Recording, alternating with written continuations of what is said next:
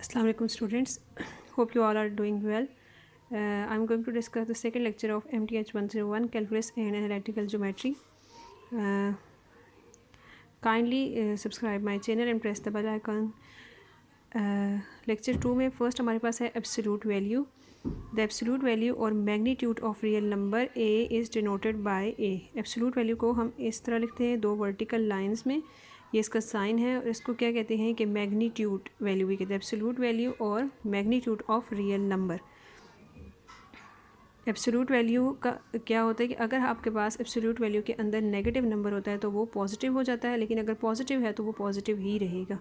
ये basically absolute value करती है, क्या करती है कि नेगेटिव वैल्यू को पॉजिटिव कर देती है। हमारे पास कुछ एग्जांपल्स हैं एब्सोल्यूट वैल्यू को सॉल्व करनी है। x-3 एब्सोल्यूट वैल्यू है equals to 4।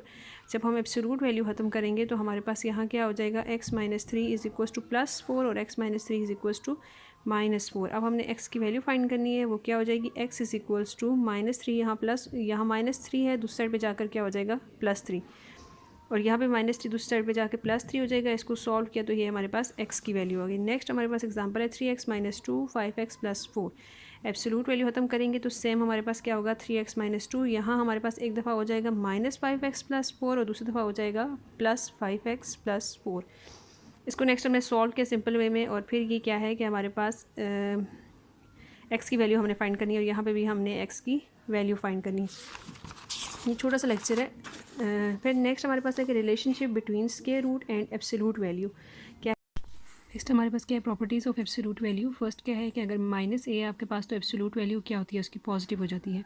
A number and it's negative have the same absolute value, यानी कि उसके नेगेटिव की एब्सोल्यूट वैल्यू क्या हो जाएगी, पॉजिटिव हो जाएगी। उसके बाद क्या है कि अगर आपके पास दो नंबर्स मल्टीप्लाई में हैं एब्सोल्यूट के अंदर, तो हम इसको सेपरेटली भी लिख सकते हैं कि ए बी जो है वो इस तरह लिखा जा सकता है, the absolute value of product is the product of the absolute value.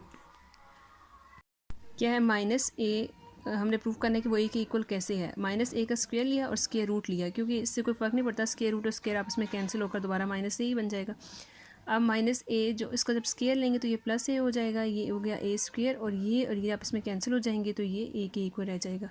Same इसी तरह जो है वो a b के लिए भी है कि हम क्या करेंगे, a b का स्क्वायर ले लेंगे और स्क्वायर रूट ले लेंगे, क्योंकि स्क्वायर और स्क्वायर रूट आपस में कैंसिल हो जाता है, इससे कोई फ़र्क नहीं पड़ता क्वेश्चन पे।